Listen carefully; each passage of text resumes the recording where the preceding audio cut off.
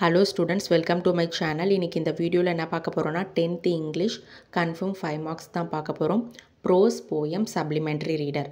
Pros எப்படி எழுதணும்னா synopsis கொடுத்துட்டு அதில் இன்ட்ரடக்ஷன், டெவலப்மெண்ட், கன்க்ளூஷன். இன்ட்ரடக்ஷனில் வந்து கண்டிப்பாக டைட்டில் நேம் இருக்கணும், போயட் நேம் இருக்கணும், தீம் இருக்கணும். போயம்னு எடுத்துக்கிட்டிங்கன்னா சினாப்சிஸில் இன்ட்ரடக்ஷன், டெவலப்மெண்ட், கன்க்ளூஷன். இன்ட்ரடக்ஷனில் poem name, poet name, theme இருக்கணும்.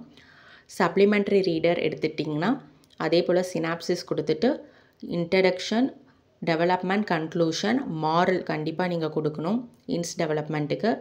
அதே மாதிரி இன்ட்ரடக்ஷனில் எப்படி எழுதணும்னா these lines are taken from the story the Tempest அப்படின்னு எடுத்துட்டிங்கன்னா டெம்பஸ்ட். அதுக்கப்புறம் it is one of the famous story in English literature. அதுக்கப்புறம் it is written by William Shakespeare. he was the remarkable writer in English literature எழுதணும் இன்ட்ரடக்ஷனில். இப்போ ப்ரோஸில் இதெல்லாம் படிச்சுக்கோங்க. Is first flight, the night the கோஸ் got and the attic deck ப்ளூமஸ்.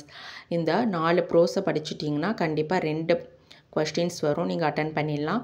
அதுக்கப்புறம் போயம்னு எடுத்துக்கிட்டிங்கன்னா life, த crumble family. கண்டிப்பாக போயம் நேம், போயட் நேம் நல்லா ப்ரிப்பேர் பண்ணிட்டு போங்க. அதுக்கப்புறம் மெமரி போயமில் என்னென்ன போயம் படிக்கணும்னு சொல்லிட்டோம், லாஸ்ட்டாக கொடுத்துருக்கோம். அதை மட்டும் படித்தா போதும், கண்டிப்பாக அந்த போயம் கேட்பாங்க. ஐ எம் எவ்ரி உமன் அது படிச்சுக்கோங்க.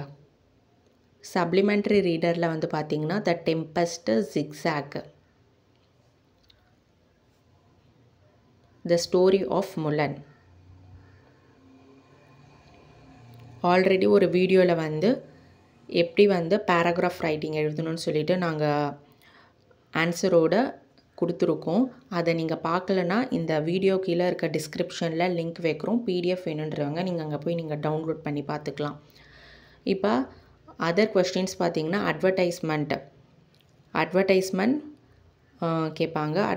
அட்வர்டைஸ்மெண்ட் ரைட்டிங் அது எழுதுங்க, இன்ஸ் மாதிரி கொடுப்பாங்க. அதுக்கப்புறம் லெட்டர் ரைட்டிங் கேட்பாங்க, நோட்டீஸ் ரைட்டிங்,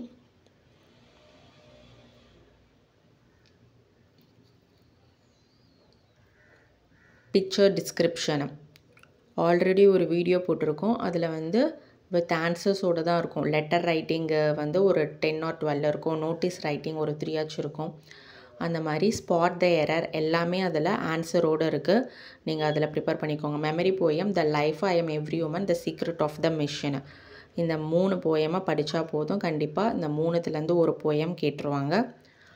கண்டிப்பாக போயம் எழுதும் போது ஆத்தர் நேம் எழுத மறந்துடாதீங்க, போயம் நேமும் எழுதுங்க. Thank you, all the best.